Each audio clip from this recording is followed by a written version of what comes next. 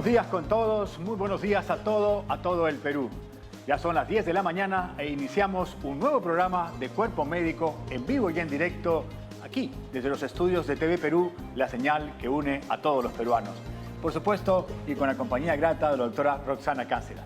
Doctor, buenos días a todos nuestros amigos en casa que nos ven a través de la señal de TV Perú. Y quiero agradecer por todas las llamadas, doctor, pero también porque nos mandan mensajes a través de las redes sociales. Nosotros leemos todos los mensajes que ustedes nos mandan porque el programa está hecho para ustedes. Y el tema de hoy, justamente, doctor, es porque nos han solicitado tanto. ¿Cuál es?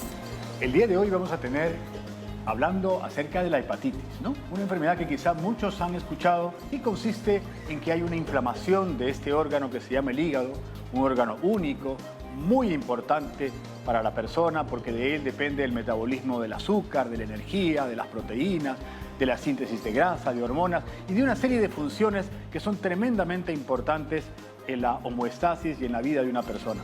Y esta inflamación puede derivar en una serie de molestias y de agravamientos que en algunos casos se hacen bastante importantes y que se debe a muchos factores que hoy vamos a conversar en este programa. Así es, doctor. El 57% de los pacientes que hacen cirrosis y el 80% de cáncer primario de hígado se debe por un contagio de hepatitis B y C.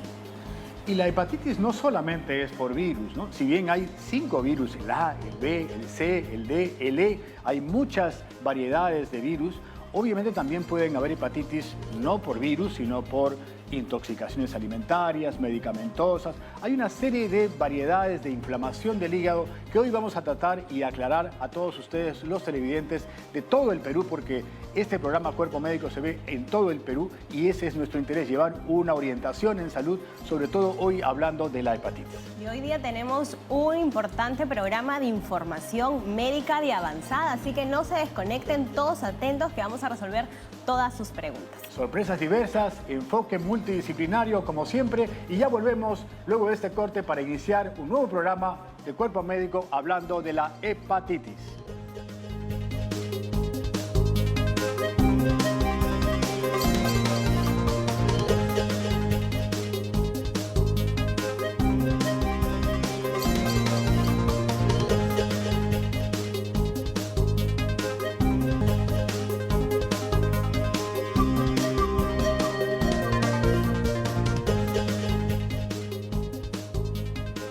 El día de hoy, como ya lo habíamos anunciado, vamos a tocar aquí en Cuerpo Médico un tema muy, pero muy interesante e importante, que es acerca de la hepatitis, ¿no? Esta inflamación del hígado que trae consecuencias serias para quien lo padece. En algunos casos o en la mayoría de casos, es de causa infecciosa, básicamente por virus, 5 virus distintos. La puede provocar una más grave que otras, unas más agudas que otras, unas que tienden a la cronicidad. Hablamos acerca de la posibilidad que esto pueda derivar en algunas variedades hacia la cirrosis hepática, hacia el cáncer de hígado, con un impacto muy negativo en la calidad de vida de una persona. Y para hablar de este tema tenemos a una especialista muy preparada, experta en el tema, es la doctora Amanda Rubina, a quien le agradecemos por su presencia. Ella es médico internista del Hospital Almenara.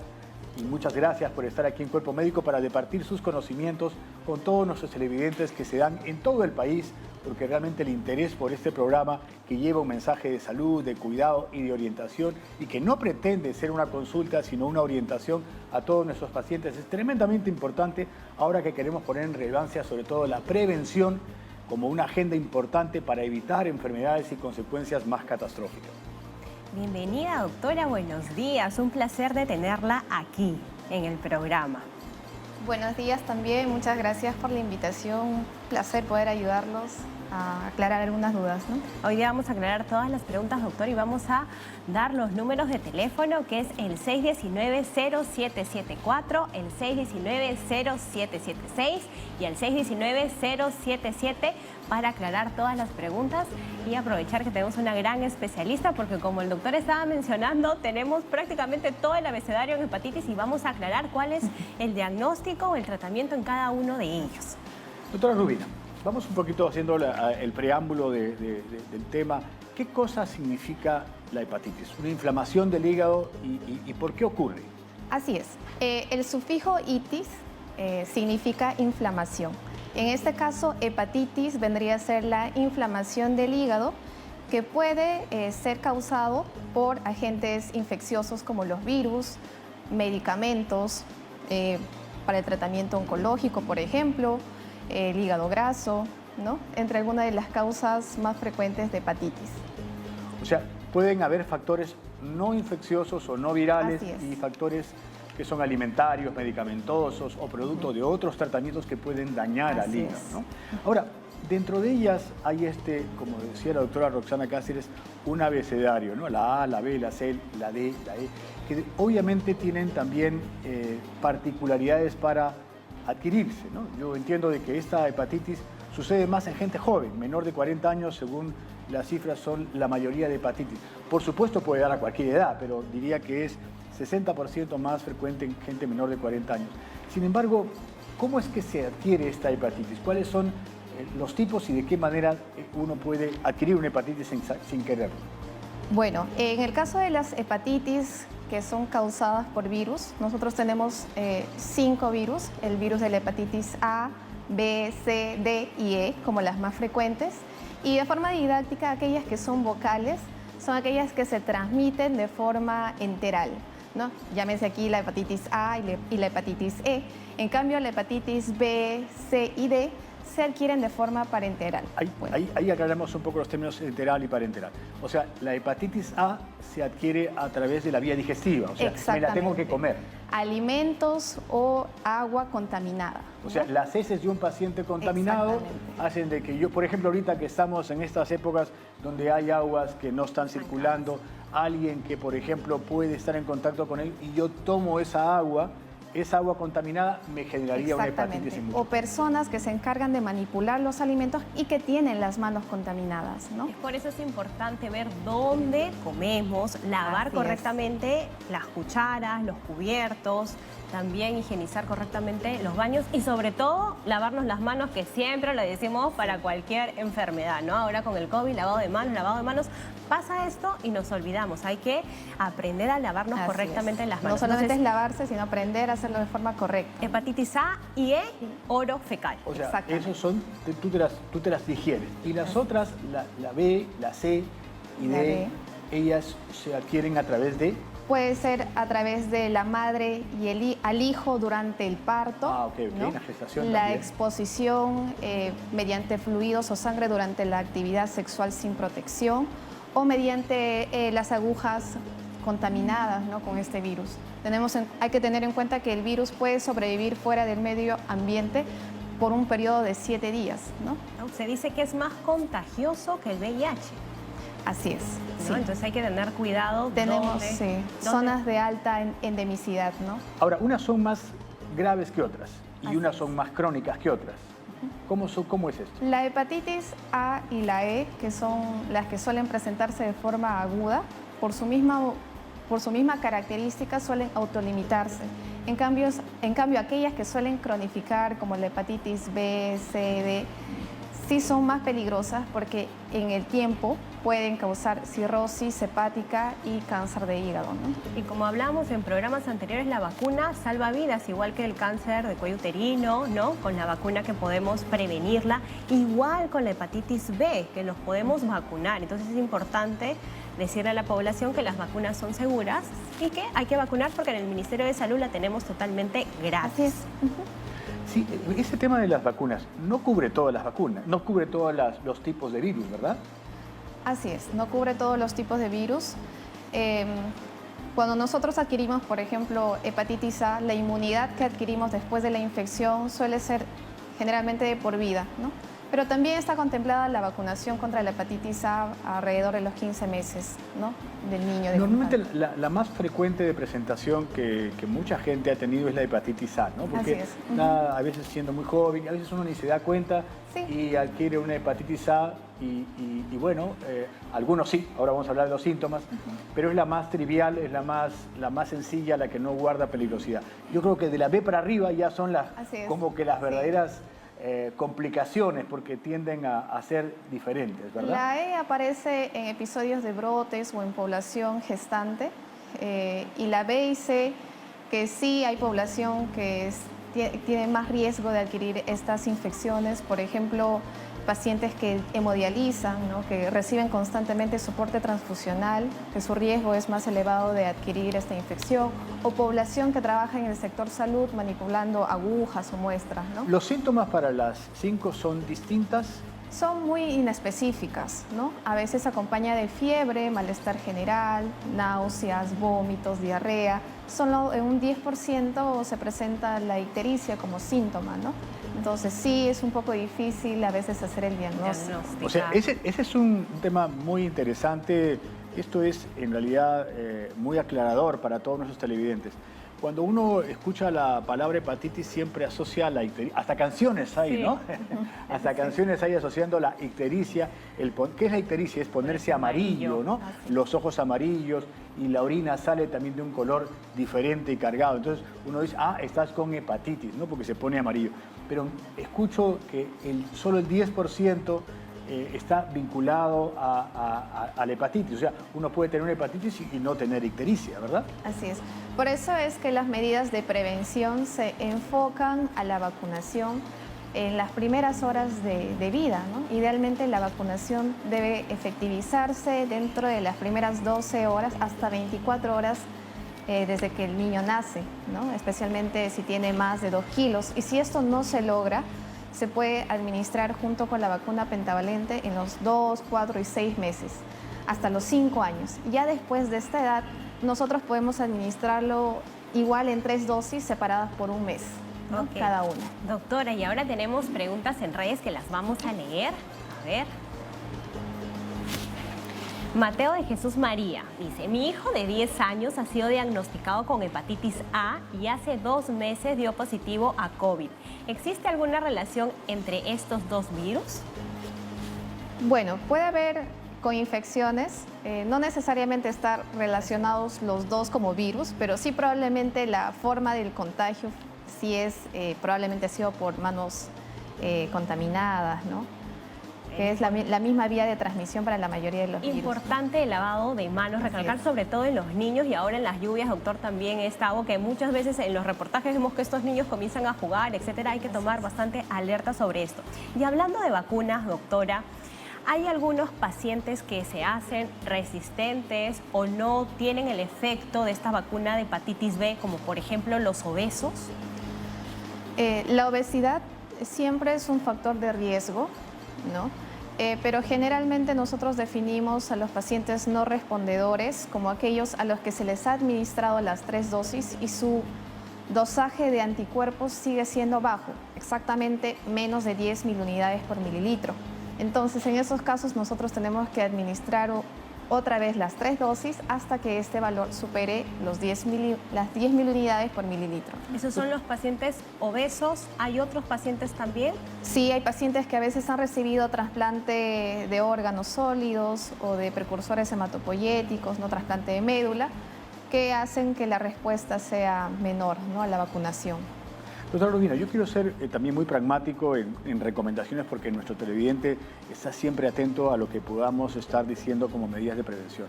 En el Perú hay un fenómeno que todos conocemos, que la gente toma medicamentos sin ninguna prescripción, va a la farmacia, pide pues un paracetamol o pide por cualquier cosa un medicamento y muchos de ellos pueden tener un impacto en el hígado y desencadenar una hepatitis importante. ¿Qué medicamentos son los más peligrosos para que las personas nos escuchen y sepan que esto no debería de hacerse porque hay un riesgo también? Sí, tenemos algunos medicamentos de uso bastante frecuente como el paracetamol, los AINES, algunos medicamentos anticonvulsivantes como la carbamazepina, el haloperidol, medicamentos que se usan para el tratamiento del cáncer como el metotrexate. Entonces, aquí hacer énfasis en la no automedicación, ¿no? Siempre ante alguna duda respecto a alguna enfermedad, consultar primero con el médico. Entonces, los pacientes que están llevando quimioterapia, TBC, el tratamiento de TBC, hay que tener cuidado porque son hepatotóxicos. Entonces, siempre importante, ¿no, doctor? Como el doctor mencionaba, no automedicarse porque ya me dieron las dosis y a veces en otras enfermedades nunca llegan al doctor para poder regular esto y comenzamos con los problemas. Y tenemos una llamada desde el Cusco, nos vamos al Cusco. Elizabeth, buenos días. Buenos días, señorita. Buenos días, Elizabeth. ¿Cuál es tu consulta? Señorita, llamo de acá de Cusco, yo tengo cirrosis hepática. ¿Tengo salvación, mami, o no tengo salvación? ¿O si tengo que cambiarme del hígado o hay medicamentos que me pueden ayudar Elizabeth. a llevar esta enfermedad? Sí, Elizabeth, muchas gracias por tu pregunta. Ahora te vamos a orientar un tema tan importante, la cirrosis, ¿no? Que a veces viene, como estamos hablando, de la hepatitis. Doctora, ¿cómo la podemos orientar? Bueno, igual, en la cirrosis nosotros tenemos, es una enfermedad ya crónica en la que se ha establecido ya un daño irreversible en el hígado, el tejido se vuelve fibrótico. Entonces, en este tipo de pacientes, lo importante es siempre su seguimiento por el gastroenterólogo, ¿no? Para ver que la enfermedad, que la cirrosis esté compensada, ¿no? Que tomen los medicamentos de acuerdo a la prescripción de su especialista, ¿no? O sea, un poco como que la cirrosis es una consecuencia, en este Es caso una de la consecuencia, hepatitis, así es. en la cual se hace una fibrosis y pierde la posibilidad el hígado de hacer sus funciones naturales, ¿no? O sea, ahí hay una función de sostenimiento que el profesional especialista tiene que hacer. Doctora, hablando de exámenes que uno tiene que realizar, por ejemplo, hace momentos estabas hablando de que algún medicamento podía patrocinar hepatitis o la falta de ictericia. ¿Qué cosa pedir a un paciente? Ya, dentro de las pruebas para un diagnóstico temprano de cirrosis tenemos la elastografía, ¿no? Y cuando ya nosotros tenemos el diagnóstico de cirrosis, estamos propensos a desarrollar tumores primarios de hígado. En este caso, el seguimiento es mediante ecografías, ¿no? Por lo menos 2 veces al año. Perfecto. Y tenemos otra llamada ya de Anselmo, que nos está llamando de Piura. Adelante, Anselmo. Aló, es de Puente Piedra. Ah, de Puente Piedra, Anselmo. Adelante, Anselmo, por favor. Ahí hay dos consultas nomás. Una de ellas es la próstata.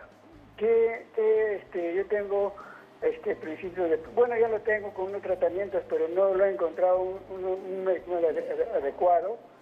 Yo le voy a decir bien sincero, en el seguro me han estado viendo, pero son medicinas genéricas que me han estado dando y no encuentro consulta. Ahorita acá estoy que llama y me dan cita hasta el 1. A ver, Anselmo, hoy estamos hablando, con todo gusto yo te comento acerca de la próstata y sus problemas, pero estamos aprovechando aquí la visita de la doctora Rubina, que nos está hablando acerca de la hepatitis. ¿Cuál es tu llamada específicamente, Anselmo? Mire, específicamente mi llamada ha sido la próstata y también una curación que yo me sufrí un accidente hace 8 días y me quitaron el punto, se me ha abierto la herida. No sé cómo puede ser un tratamiento, algo, por favor me pueden ayudar porque necesito trabajar. Gracias, señor. Anselmo, la verdad que nos ha dado preguntas distintas. En realidad tú sabes que la próstata es una glándula que molesta a muchos hombres en alguna edad de su vida y hoy día obviamente queremos dar un alcance, pero hay que ordenarnos un poquito. Pero tenemos otra consulta de Yola del Cercado de Lima. Adelante, Yola, por favor. Buenos días, doctor y doctora. Agradezco su respuesta. Me diagnosticaron hepatitis B y he tenido todo este mes, o sea, un mes y más o menos una semana de mucha náusea y mareo. Un mareo horroroso y una sensación horrible de fatiga, ¿no? Y la orina oscura, completamente oscura. Dolor de cabeza, una cefalea, no sé, pero a veces yo sufro de bronquios, ¿no? Bronquitis asmatiforme, pero eventualmente está controlado eso. Tal vez sea los inhaladores, porque he usado el salmeterol y cuando uso el salmeterol más no me acuerdo exactamente, bueno, eran 2 sustancias, me produce un dolor en el hígado, me produce el dolor. Trato lo menos de usarlo, pero líquido y bastante líquido, una dieta blanda. Ahora que estoy con este problema, una dieta blanda completamente, no me apetece nada de alimentos, solamente todo crudo, frutas, apenas el almuerzo. Ok, muchas gracias por tu consulta, doctora Rubina. Bueno, tengo entendido que tiene el diagnóstico de hepatitis. Entiendo que sí. ¿Sí? Bueno, tendríamos que ver qué hepatitis es, ¿no? Si es hepatitis A, B. La hepatitis si B. es B, tenemos que ver si es una hepatitis que está activa o ya es curada, ¿no? Porque los síntomas que ella menciona son, como habíamos ya mencionado antes, síntomas inespecíficos y el tratamiento generalmente es de soporte, ¿no? Manejo una adecuada hidratación, sintomáticos para las molestias como náuseas o vómitos y solamente hay, si la carga viral del virus es muy elevada o el perfil hepático está muy alterado, nosotros indicamos tratamiento, ¿no? En el caso de la hepatitis B, por ejemplo, tenemos medicamentos como el entecavir o el tenofovir. Entonces, eso lo tiene que prescribir el médico. Son tratamientos inmunológicos muy especializados, ¿no? Que lo tiene que prescribir el médico especialista, generalmente el gastroenterólogo, ¿no? Y tenemos, doctora, otra llamada. José desde Ica. José, buenos días. Aló. Buenos días, Aló, José. buenos ¿Cuál días. es tu consulta? Aló. Aló, ¿me escuchas, José? Sí, buenos días. Buenos días. Quería tener la consulta a la doctora al respecto sobre el hígado. ¿Por qué le digo? Porque ya tengo hígado graso.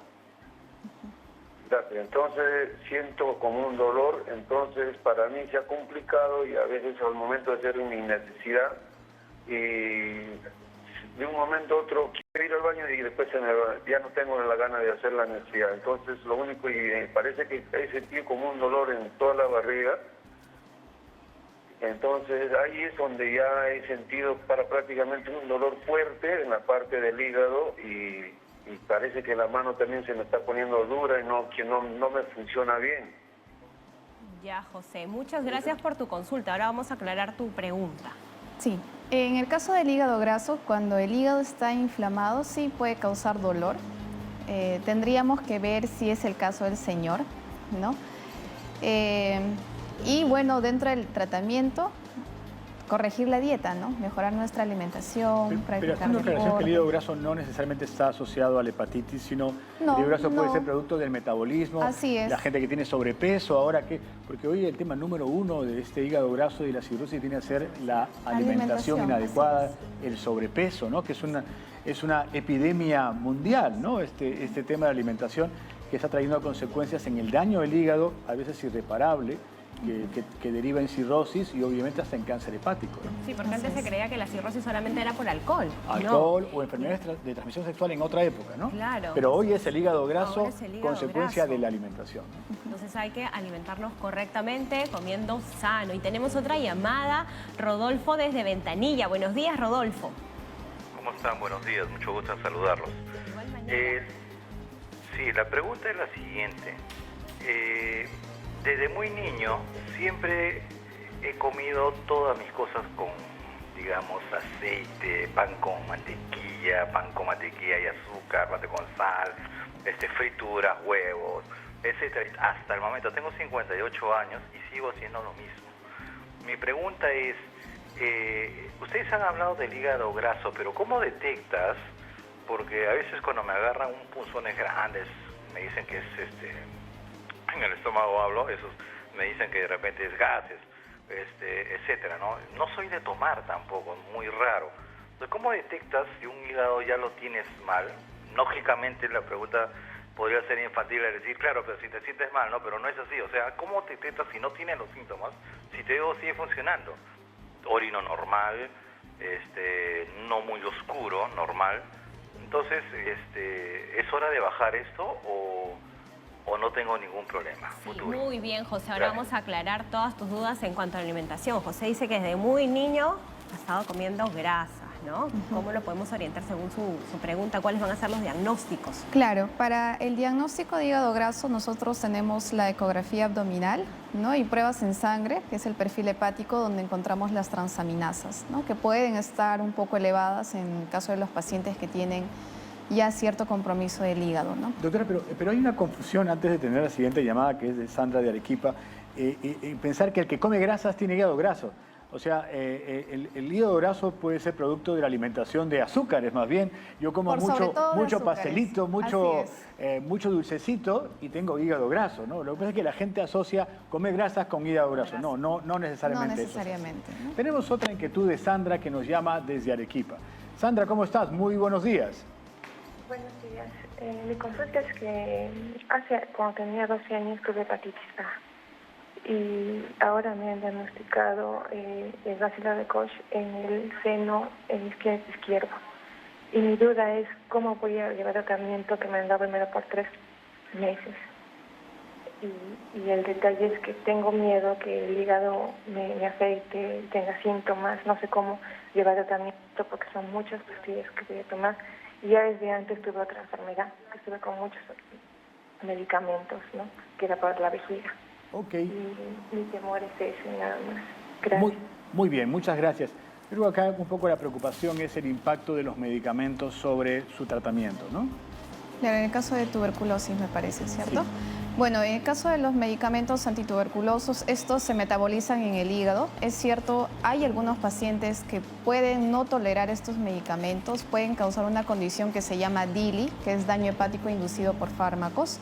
En este caso, el seguimiento es mediante el perfil hepático, ¿no? Si vemos que las transaminasas se elevan por encima de su valor normal unas 3 a 5 veces, lo normal o lo regular es suspender el tratamiento, ¿no? Pero parte del tratamiento, del seguimiento que hacen los doctores es en muchas enfermedades de cáncer, tuberculosis.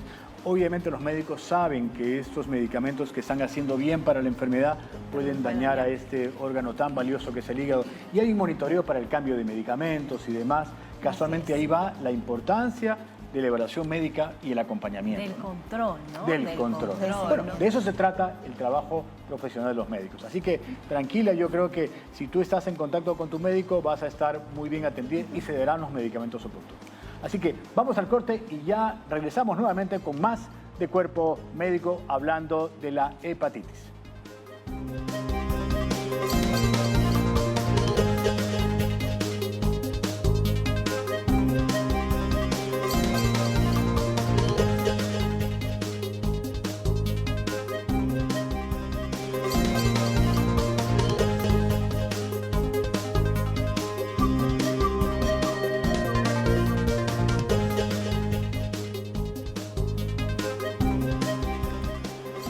Volvemos con Cuerpo Médico y estamos hablando de un entretenido programa acerca de la hepatitis y sobre todo dando consejos, aprovechando de nuestra invitada acerca de qué hacer, cómo diagnosticarlo oportunamente, porque vemos que esta es una enfermedad que puede ser evidentemente producida, esta inflamación del hígado por virus, pero también por una serie de tratamientos que a veces hacemos para otros casos. Y obviamente lo que hay que evitar es de que esta hepatitis se convierta pues en una cirrosis y se convierta en un cáncer de hígado, lo que pueden ser las consecuencias de esta inflamación del hígado. Entonces, es tremendamente importante tener un diagnóstico correcto y hoy día la tecnología nos permite ir teniendo pronósticos y evaluaciones oportunas para este fin, ¿verdad? Y justo, doctores, estamos con Paola desde el Revaliati, que nos va a explicar un poco de las novedades y las tecnologías que tenemos para ver a nuestro hígado que está dañado y a veces utilizamos métodos un poquito más invasivos y ahora Paola nos va a traer las novedades, que estamos con la doctora Lisa. Buenos días, Paola, ¿cómo estás? ¿Cómo estás, Roxana? Doctores, muy buenos días. Sí, antes se utilizaban métodos invasivos como por ejemplo la biopsia, pero el Hospital Rebagliati, siempre a la vanguardia con la tecnología, pues ahora está realizando lo que se denomina la elastografía, que es un método no invasivo para determinar el grado de fibrosis en el hígado. Pero ¿cómo se realiza este examen? Bueno, como muy bien lo has mencionado, Roxana, la médico asistente del servicio de hígado del Hospital Rebagliati, Estefanía Elisa, nos va a dar todos los detalles. Estefanía, yo he entrado hace un momento al consultorio, me han explicado cómo era este procedimiento y la verdad que es bastante sencillo desde el punto de vista del paciente. Así es. Buenos días, Paola. Buenos días a todos los televidentes. De hecho, la elastografía es un procedimiento que lo que hace es medir la rigidez, en este caso del hígado. Puede ser hecho mediante varios métodos: ecografía, resonancia o por vibración controlada, que es lo que tenemos aquí en el hospital, que es lo que conocen como FibroScan. Bueno, una vez que el paciente llega a consulta, tiene que estar en ayunas para empezar. Sí, tiene que tener un periodo corto de ayunas, unas 3-4 horas de ayunas, y lo que se hace es todo a través de la piel. Como tú bien lo has dicho, es no invasivo. Se le aplica un poco de gel en el abdomen al paciente y lo que queremos hacer es a través de una sonda ubicar los espacios intercostales y poder lanzar una onda vibratoria que va a viajar a través del hígado, y lo que me va a hacer este equipo es medir la velocidad de su viaje, traduciendo rigidez del hígado. Y esos resultados se ven en una pantalla que ustedes tienen. Se ven aquí en una pantalla, exactamente, y nosotros los hepatólogos interpretamos los resultados para poder decir qué grado de fibrosis tiene el hígado. El paciente está de costado, como ustedes pueden apreciar en las imágenes. Ahora, el tiempo de duración de este examen entiendo que va a depender un poco de lo que ustedes vayan encontrando, si es fácil o más complicado verlo. Así es, la mayoría de veces es relativamente sencillo, puede demorar desde 5 minutos hasta 30 minutos y va a depender del paciente mismo, de su contextura y del grado de dificultad que encontremos al realizar el examen. Ahora, Estefanía, puede haber aquí un poco de polémica porque hay algunos médicos que dicen, pero el resultado de la elastografía no va a ser el mismo que el de una biopsia. ¿Qué dirías tú? De hecho, estudios científicos indican que los resultados para ver fibrosis hepática son comparables con la biopsia. Es por ello de que a nivel mundial todas las sociedades indican que para migrar fibrosis del hígado es un FibroScan suficiente. Perfecto. Tengo entendido que realizan este examen 3 veces por semana.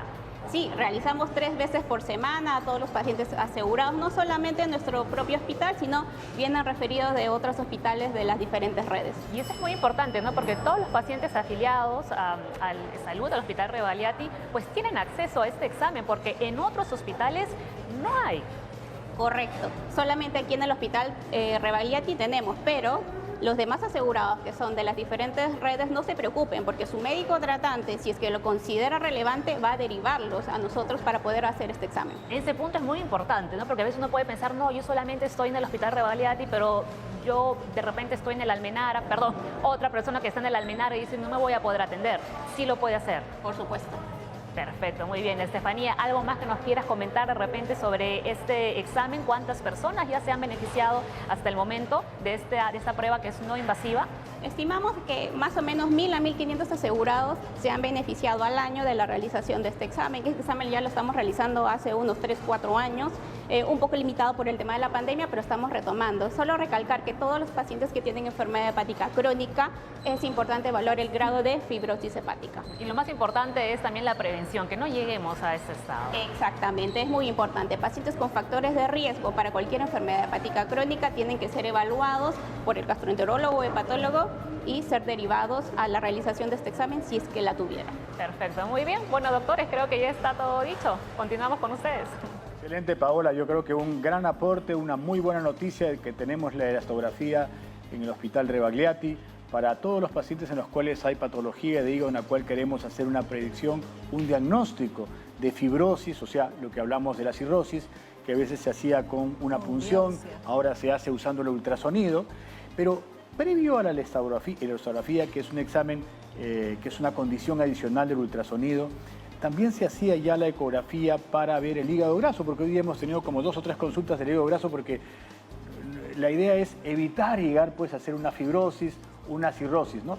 Hay estadios previos que hoy día son tan importantes que muchos de nuestros televidentes tienen que conocer. O sea, cuando la gente habla de hígado graso, habla pues de una trivialidad, como lo dijo el señor que nos llamó, no tengo ningún síntoma, yo no tengo ninguna molestia. ¿Cómo saber que yo tengo un hígado graso?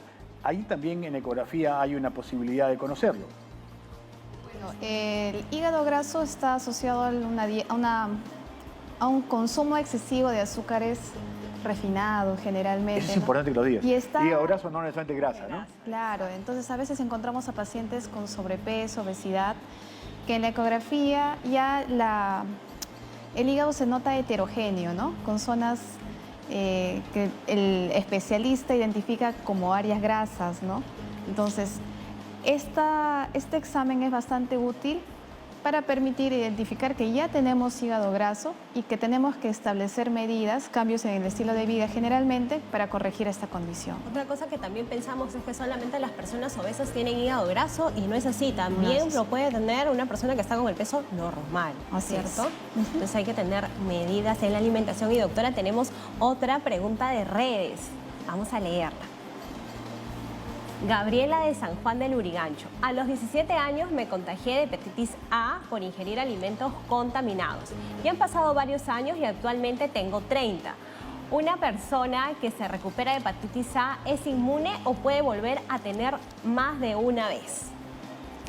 No, generalmente una vez adquirida la infección desarrollamos inmunidad para toda la vida, ¿no? Pero para esa hepatitis, porque se puede contagiar de para la otra hepatitis A, hepatitis. para ¿no? la hepatitis Una persona que ha tenido hepatitis A puede tener una B, puede tener una C, que Así ya es. se da por puede otra haber fuente. la coinfección por varios a la vez, entonces, sí. Efectivamente. O sea, la que proporciona cierta inmunidad es la A, que es diría que la conocemos como la benigna, la que pasa cuando uno La es más más chico, buena.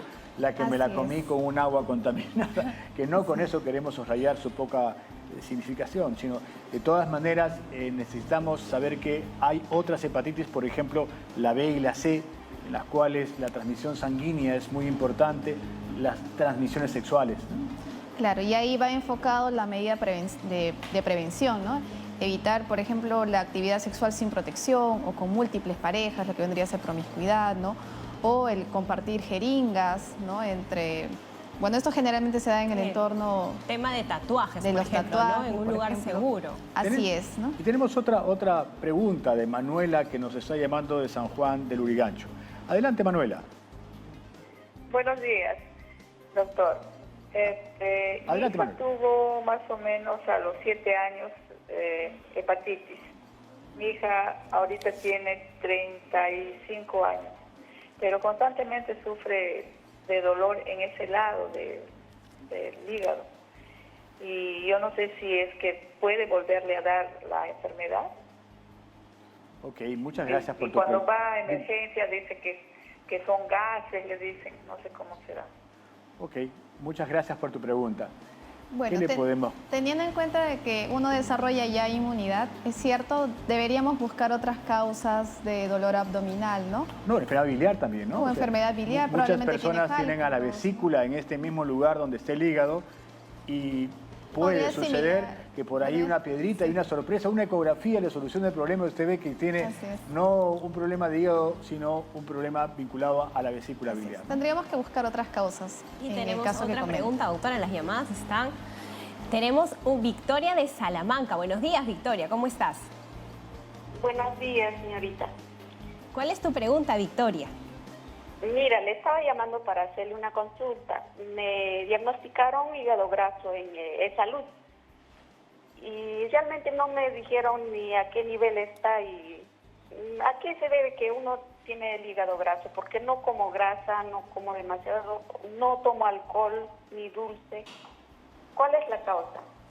Muy bien, gracias por tu pregunta, doctora.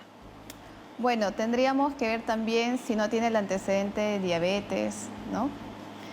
Probablemente hay algunos malos hábitos que no se han identificado, ¿no? Que tiene que cambiar. Tendríamos que ver si la señora o el paciente está dentro de su peso adecuado, ¿no?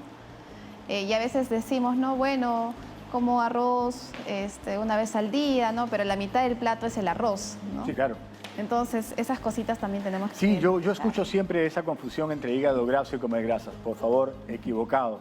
Hígado graso viene más del azúcar que de la grasa y que se acumula en el hígado y se convierte en grasa y obstruye y obviamente inflama su hígado.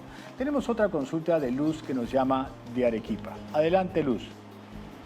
Buenos días, doctores. Por favor, quería consultarle qué tratamiento tendría que darle a un hígado que, aparte de ser graso, tiene un quiste de 9 centímetros. Okay. Y que está creciendo continuamente. Empezó antes de la pandemia con 2 centímetros, fue creciendo y creciendo, ahora más o menos está con 9 centímetros. Son los asegurados, pero en el seguro no le dan ningún tratamiento ni nada. ¿Cómo podemos hacer para acceder a un hospital de Lima y poder que lo traten a mi esposo? Ok, o sea, la consulta es para su esposo, Luz, ¿no? ¿Su esposo qué edad tiene? 68 años. 78 años. Muchas gracias, Luz. Doctora. Sí, normalmente los quistes en el hígado suelen observarse efectivamente. No se hace un seguimiento para ver si causa alguna alteración de la función del hígado, de lo contrario solamente se observa. Y hay que ver que estos que este quiste no vaya a tener algún otro origen o no vaya a ser algún parásito. Eso te quería yo mencionar, porque hay los famosos parásitos que pueden también desencadenar en quistes, pero para eso hay exámenes. Sí, tenemos pruebas de Western blot para identificar, en este caso, los quistes hidatíricos, ¿no? Que a veces se dan en el entorno de personas que trabajan en la chacra, ¿no? Que pueden adquirir este parásito. Generalmente cuando ya tiene más de 5 centímetros, ahí podemos considerar la opción quirúrgica. O sea, el quiste puede ser también benigno, pero puede haber algún parásito que hay que chequearlo, y creemos que su esposo Luz que debería de ser atendido con un profesional para que se dilucide claramente el origen de este quiste, porque como lo dice la doctora, en algunos casos hay necesidad hasta de hacer cirugía, no en todos, por supuesto. Claro, teniendo el diagnóstico correcto vamos a poder darle el tratamiento adecuado, ¿no? Para poder descartar, como ustedes dicen, si es algún tipo de parásito. Y doctora, hablando de hepatitis, la hepatitis B sabemos que entre el 5 y 10% en los adultos se vuelve crónico, pero por nuestro sistema inmune lo eliminamos. ¿En niños pasa lo mismo? No. En niños el riesgo de cronicidad es mucho más elevado, de hasta el 95% de los casos. Por eso es que las medidas, las estrategias se focalizan en los niños recién nacidos, ¿no? En el plan de vacunación. Exactamente, apenas nacen. Y ahí se da básicamente el tema materno-infantil, ¿no? Porque ahí no hay otra fuente de ingreso de esta. Así es. Entonces, si la mami está con hepatitis, también hay que recibir tratamiento para no pasar a esto. Para los bebés. Tenemos otra inquietud de Gabriela, que nos está llamando desde Ica. Muy buenos días, Gabriela. Adelante, por favor. Hola, yo en sexto de primaria a mí me dio hepatitis, pero la hepatitis A, cuando yo compartía mis alimentos. ¿Y quisiera saber si me puede volver a repetir. Tengo ya 30 años. Perfecto, Gabriela. Muchas gracias por tu pregunta. Yo creo que es un poco coincidente con la que resolvimos hace un rato. Generalmente ya una vez adquirida la infección, la inmunidad es prácticamente para toda la vida, ¿no? Igual con la vacunación, si nosotros tenemos un adecuado recuento de anticuerpos, las vacunas nos dan una protección de 98 al 100% por un periodo de hasta 20 años y hasta toda la vida también, ¿no? Y también tenemos otra llamada, ahora nos vamos hasta Salamanca. Soledad, buenos días. Buenos días, doctora, buenos días. Bienvenida, ¿cuál es tu consulta? Mi consulta es, tengo mucho dolor abdominal, tengo vómitos y me duele demasiado la cabeza. Y tengo un dolor bajo en la parte derecha del estómago, tengo un dolor bien fuerte. Ya, Soledad.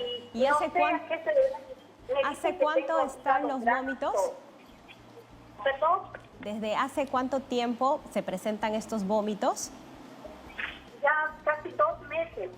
Es bastante tiempo. ¿Y cuántos años tiene, Soledad? 54. 54 años. Doctora, ¿cómo la podemos ayudar? Bueno, de todas maneras, la mitad del diagnóstico se realiza con la anamnesis, preguntando al paciente, pero también es muy importante el examen físico, ¿no?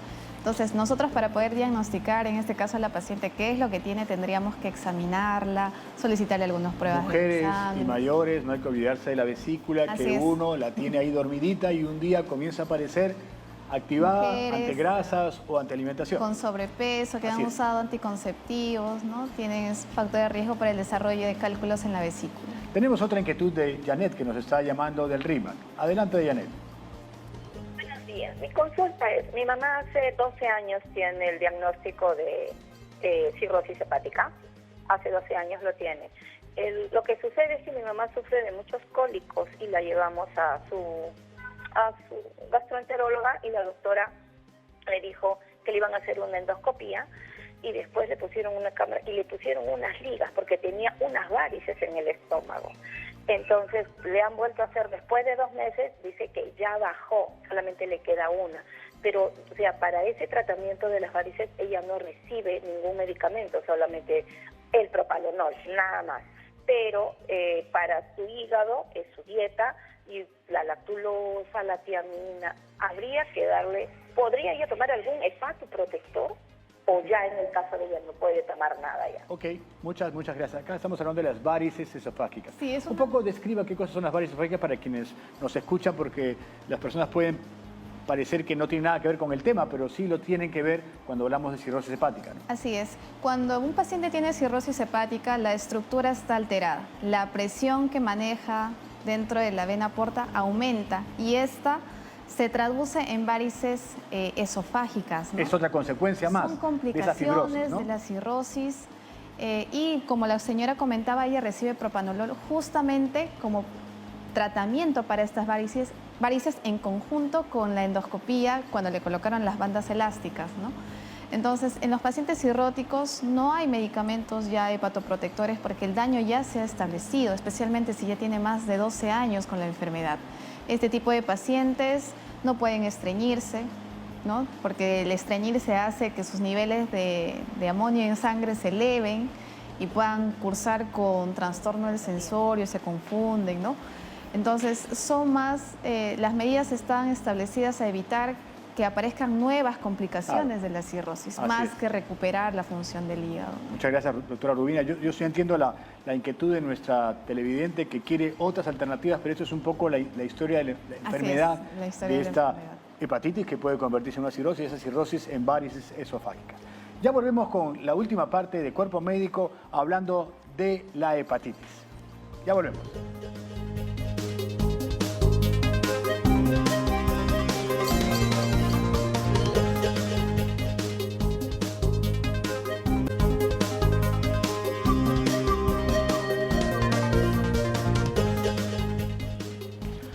Con la parte final de Cuerpo Médico y hemos tenido un programa realmente muy interesante hablando de la hepatitis y hemos tenido este enfoque como siempre, externo, multidisciplinario, con un enfoque orientado a exámenes especiales como los que hemos tenido con Paola.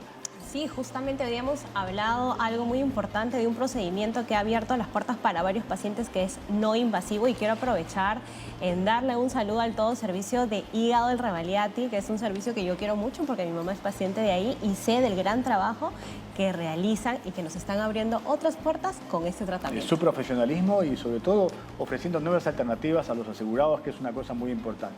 Doctora Rubina, nosotros también queremos un poco en esta parte final hacer un chiquito resumen de que esto es una enfermedad inflamatoria, que la mayoría son por virus, que la A es la benigna, que la B y la C son las malitas, que de pronto se transmiten por sangre y que pueden ir a la cronicidad.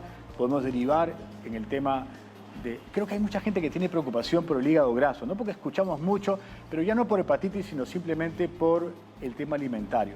Pero dos palabritas con respecto al diagnóstico, doctora, a la cual sumamos esta elastografía, que es ya para cuando uno sospecha que hay cirrosis, o sea, la hepatitis dejó una secuela, no hemos hablado nada del cáncer, pero ¿qué cosas le podemos decir a la persona que en este momento siente que podría tener una infección por hepatitis?